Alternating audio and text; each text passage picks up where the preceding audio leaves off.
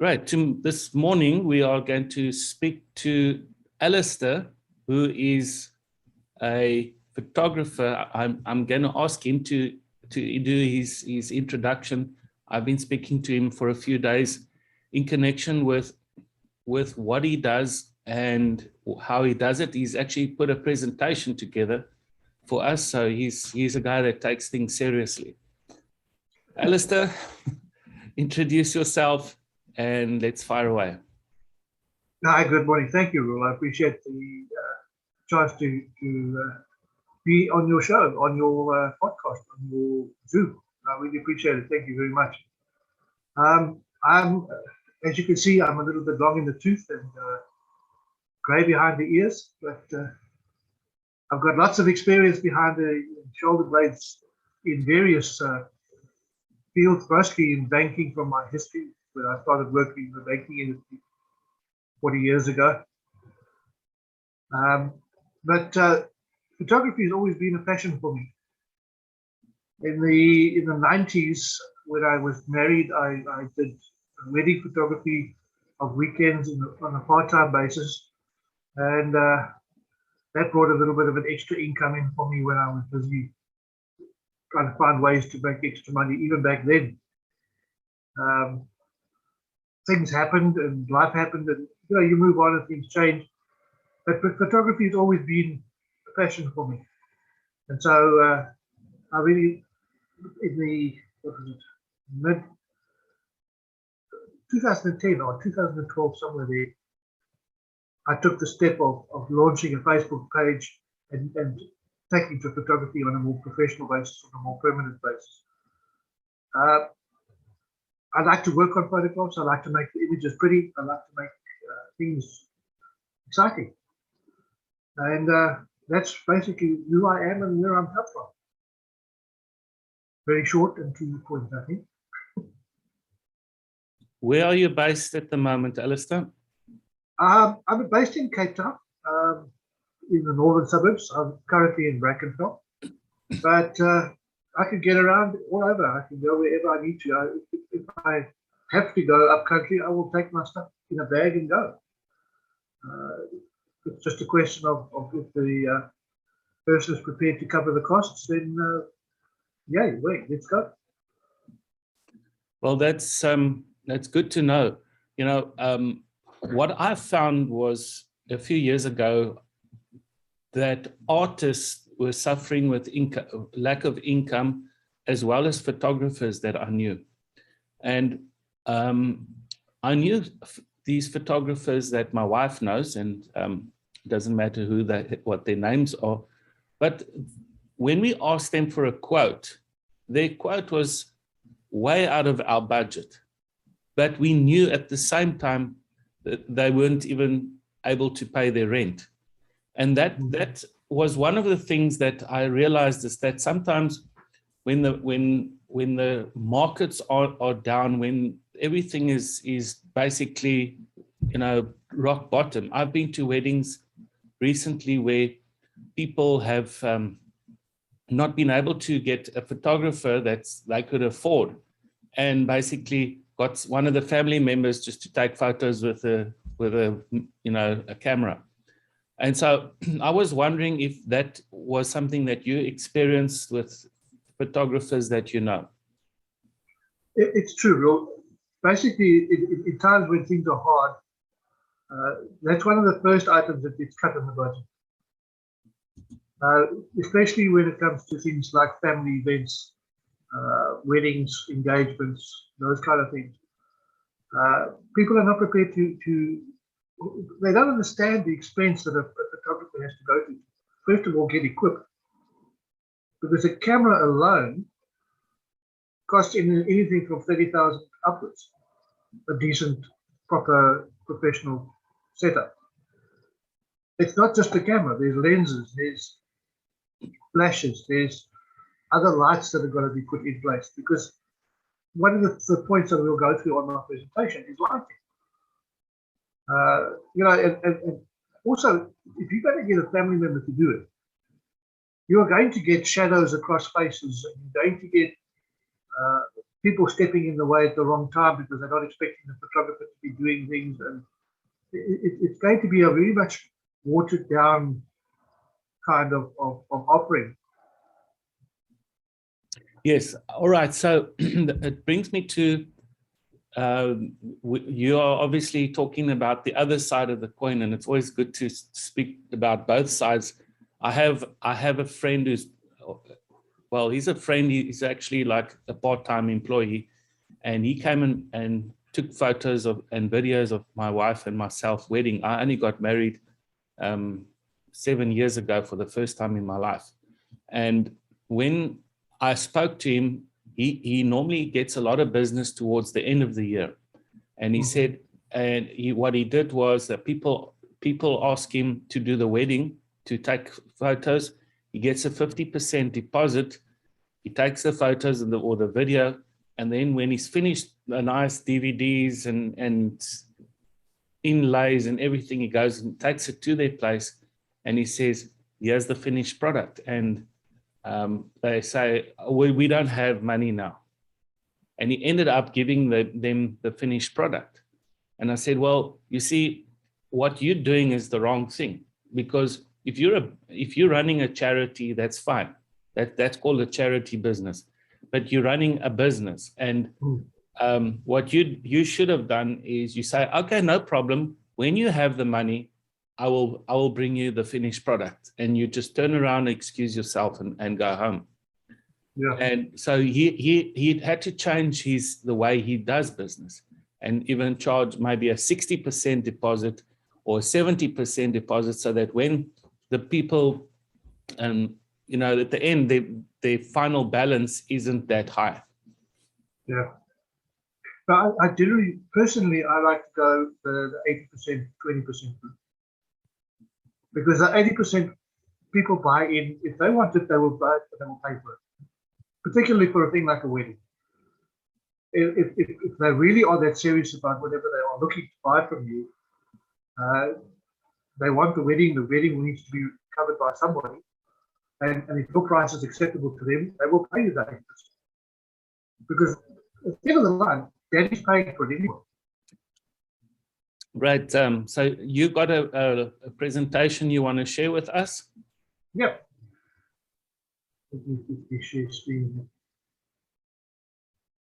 For the opportunity to share. Great. There we go. Thank you, Reuel, for the opportunity to share my business. Wildlife photography is one of the genres that I do. I really enjoy getting out into the wild and taking pictures of animals, pictures of landscapes. This is a picture that I took in Betty's Bay a few months ago. We went out to Hermanus to go and do some business, and on the way back we just stopped off at the penguin colony there, and these three gentlemen decided to show themselves.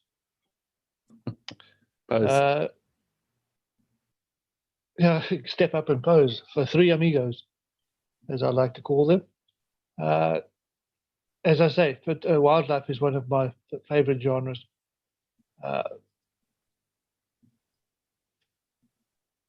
As you can see, wildlife features quite prominently in what I do.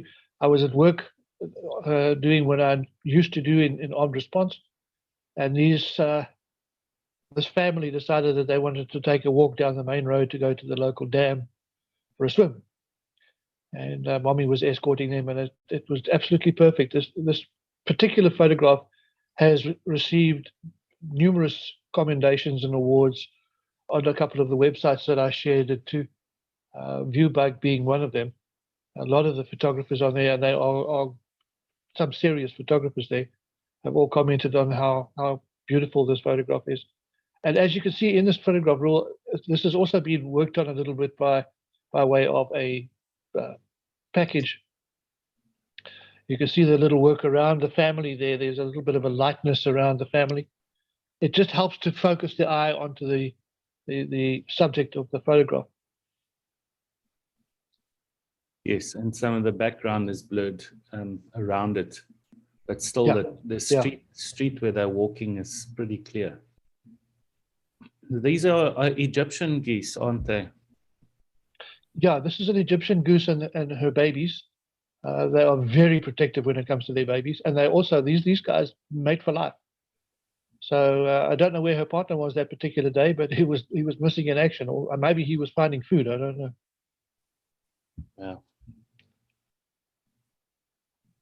Yeah.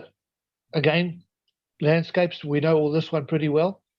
Lone walker on Melkbos Strand. It was a wintry day, pretty good lighting, and I found this particularly attractive. Again, these are the kind of things that one could use for advertising, or travel kind of websites or something like that, nature websites, those kind of things. I haven't sold any photographs to them for this kind of thing, but that's the kind of thing I'm aiming to do as well. All right, just talking about selling your photographs, there are websites that a person like Shutterstock that you can sell your photographs on. Yes. And that it could be quite lucrative, isn't it? It is very lucrative. They basically sell the photograph for you. Yes. By pushing it into various. You've got to obviously set it up pretty well with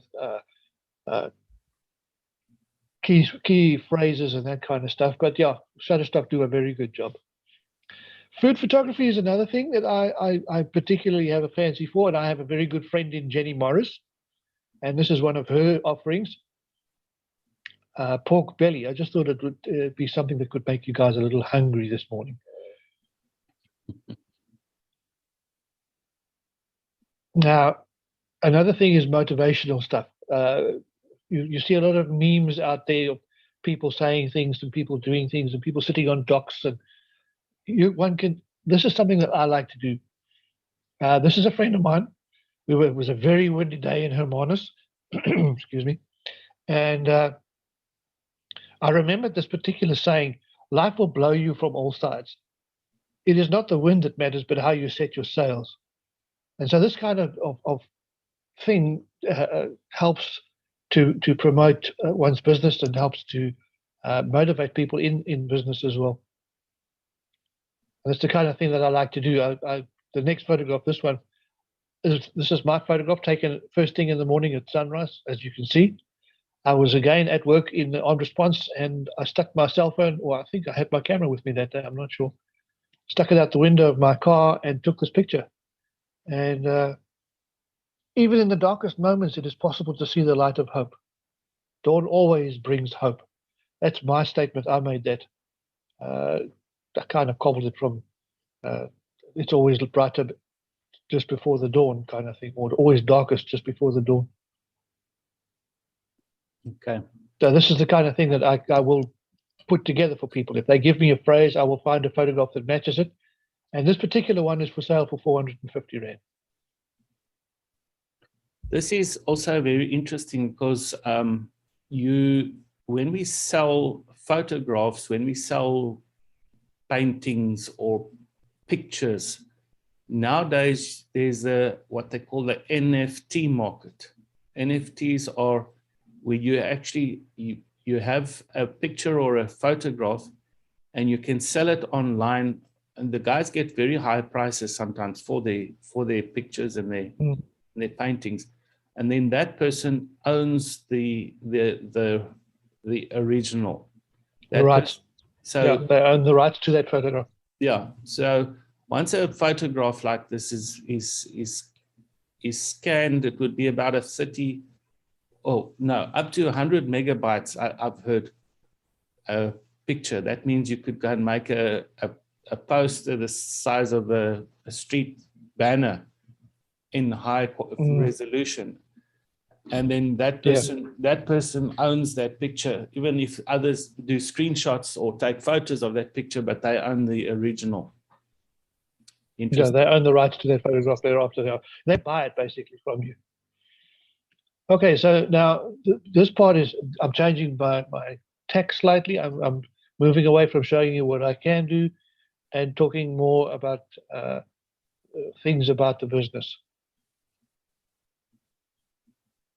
making improvements to your pictures is basically what I'm saying. Taking your photographs, simple things that you can do to improve your photographs. More while you're taking pictures at this point. Okay. Using the technology to enhance and improve the product. Now, this particular photograph was at a wedding that I did in June a couple of years ago. It was the bride standing at a window, very nondescript background, not much there to be looking at. But the point was more to be seeing the bride spraying perfume on herself. Okay, so that's the before picture. And the after picture, with a little bit of work, her face becomes clearer. The background disappears because you're blurring it a little bit. You're putting in your branding, obviously, and that's now the after picture. So you could compare the difference between the two photographs, the original and what was given to the couple. That's just a little bit of work that's done. It's, like I said, it's sharpened. It's parts of the photograph are blurred deliberately, and the colors begin to pop a little bit more as well. Yeah, and it So that's the after, yeah. almost looks like that white coming out of the perfume container is a spray, that whiteness. So yeah, there's a sensation created there.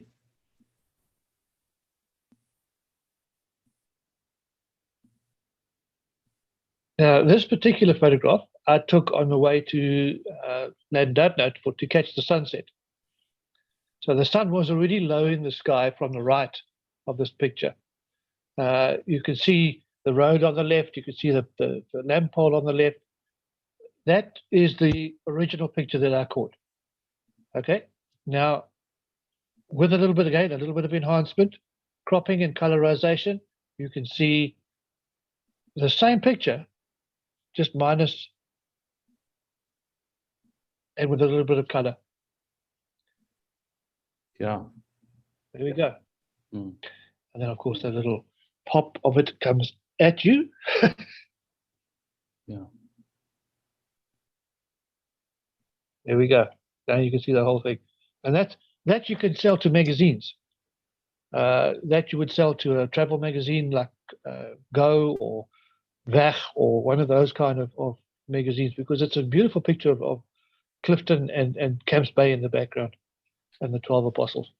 I think the average person takes one good photograph maybe every 20 or 50 photographs. And if you could say, find those good ones and send them to magazines to be used, I'm sure there's some money in that also. Yes, there is. Magazines actually do pay photographers for pictures that they can use from them. It's not a huge payment, obviously, but they do pay. Mm. Okay, more manipulation, things to remember when taking pictures, little hints, simple things that you can do when taking pictures for your own photographs and more besides. Okay, this is now the pictures that you sent me, Reuel. Mm-hmm. Your photo taken on a cell phone or on a DSLR? I think you took your picture on a cell phone, right? Yes. Okay. Now, on this particular photograph, this is not critic. I'm not being critical when I say this. It's just a little hint on what you could have done better to take a better photograph. Is just maybe if you'd gone down on your knees. Yes. Because as you can see in the background there, you're looking down onto a pot plant. You're looking through onto other stuff in the background on the ground. If you just change your perspective just slightly, you'll get the same photograph with a better background. Mm. And that can help a lot. Now, if you bring up the next picture, basically all I've done is I've just cropped it in slightly so that you see the flower pot in the background has moved more to the left of the picture. Mm-hmm. And then I've just lightened it slightly and brightened the colors. So it's subtle little changes. You don't want to go throw the book at this thing, because magazines are going to go, no, there's been too much work done on this picture. And the other thing that I've also discovered recently is people print photographs on canvases. They blow them up and print them on a canvas so that they can hang them up in their house, like a picture for your wall or something like that. And that turns out pretty expensive, to be honest. Something like that could cost a little, what's it, A3 size, that bigger piece of paper than an A4, one size bigger. Something that size is something in the region of 700 Rand. To print on a canvas. You can't really be doing much work on a photograph like that. Okay? Yeah. Simple rules of thumb. There's a thing in photography called the rule of thirds. Okay, rule, if you could just click once, that is the bottom third, top third, left-hand side, right-hand side thirds. When you're taking a photograph, most people, when they take a photograph, they put the subject smack in the middle, in that center box. And I think that's a great photograph because it captures everything that you want to about the subject. And sometimes those photographs are good. I'm not saying that putting a person smack dab in the middle of a photograph is not good. But 9 times out of 10, by moving the person slightly, having them look the way of the empty part of the photograph, or in this instance, the couple are walking up a pathway, so it leads them into the photograph. So if you just position your subject, in this case the couple, slightly to the left or right of your center square, the picture has more balance. It seems to be better balance in the picture. Now, also in this picture, you can't really see it, but I've done a lot of work on the grass to the right and on the pavement in front of them. Because in the original photograph, there was a lot of cracks in the pavement, there was a lot of debris on the pavement, and in the grass behind, there was a lot of naked areas, like in the bank to the left, to the right of the bride, just on the same sort of line as the middle square. There's a lot of earth showing there. There wasn't enough grass to cover that and make it look natural. But the top portion, there was a lot of, like I said, dead trees and other stuff lying there. So I just copied and pasted a couple of pieces of grass from somewhere else in the photograph over that area, and it came out perfectly. Okay, next picture. This one is the lighting portion.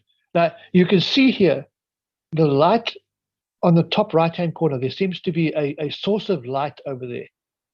Now, when you're taking photographs, particularly if you're taking people, it's always better to have a slightly darker background and have light coming from behind the photographer. Now, in this case, this is the rings that I've set up of the couple that were getting married, and I had a specific light source from the back to the right-hand side through a filter, a colored filter, just to give it a bit of pop. And that's how you can play with lighting. You don't want to have shadows across your face. You don't want to have your face in darkness when you're trying to show the expression on the person's face. And so one positions lighting. I could show you a picture of I mean, I do part-time acting as well.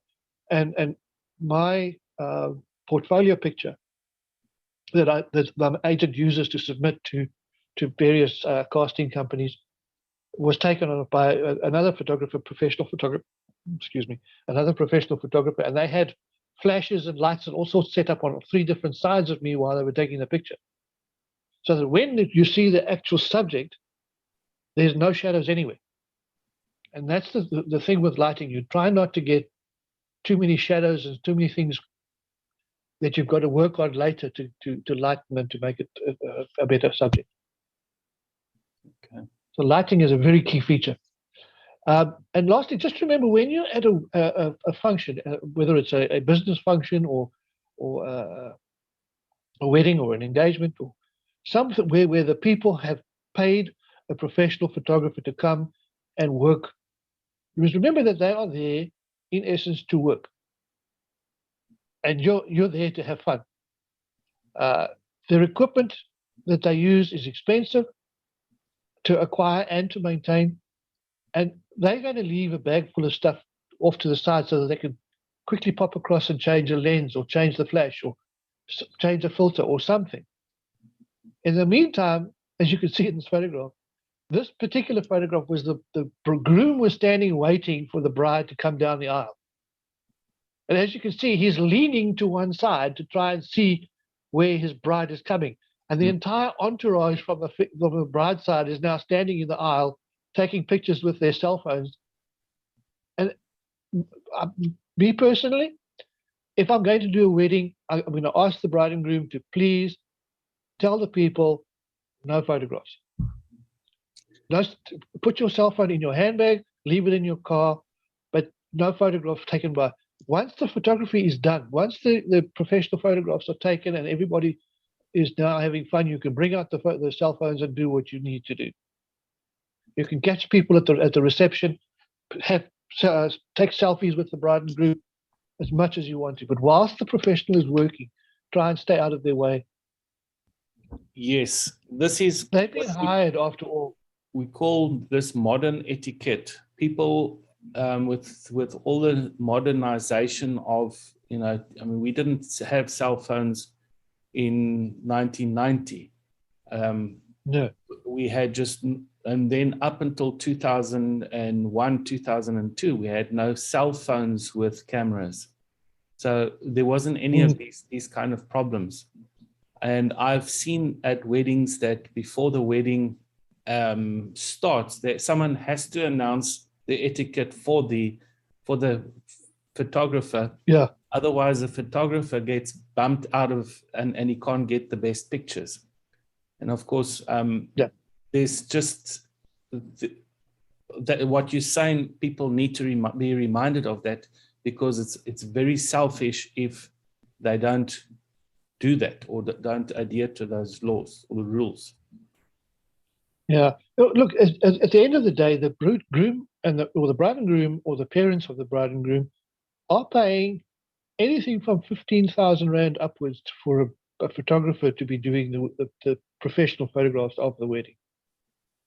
They go to a specific location. They take hundreds of photographs just so that they can provide the 35 or 40 or 45 photographs that they are paying for. And that is where the price comes from. Yes. So yeah, thank you, Reuel. I really appreciate the time that you've given me today.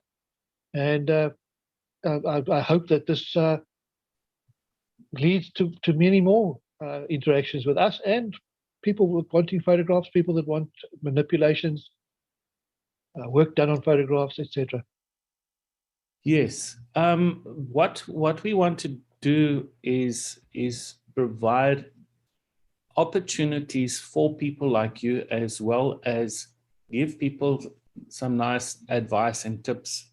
And if you've got a YouTube channel, send me the channel. If there's email that you have to contact you on, cell phone, you need to that people can talk to you.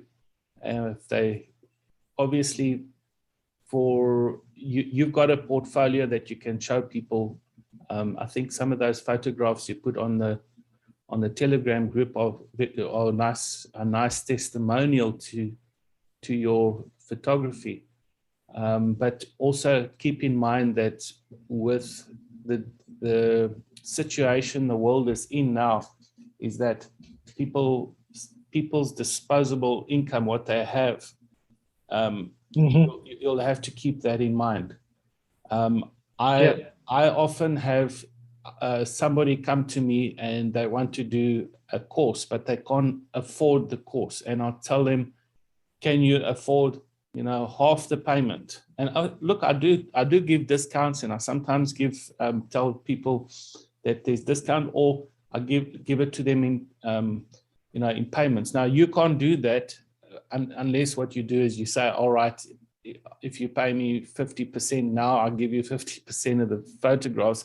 But we have to think out of the box in this day and age. There are wealthy people, but the wealthy people are like they want to know who they're dealing with. And this is the perfect opportunity. Is once we start getting to know each other, we will be doing business with each other. We will be helping each other with each other's business, rather than it's easier to do business with a friend, somebody you know, and keep that person as a client than to keep on looking for new clients, because that's one of the hardest things to convince a new person that what you're doing is better than anyone else or is superior. That's right. They need to come to. So yeah, thank you, Alistair. I appreciate your time, and we will. Thanks, You will send me the info, and what I'll do is on my YouTube, on this YouTube video, when it's done, I will then place the details at the bottom of the video so that people can keep in touch. I shall do that. Thank you. I have a Facebook page called Photography by Alicat. Okay, great. Facebook. So yeah. All right, bye for now. Have an awesome day. Cheers.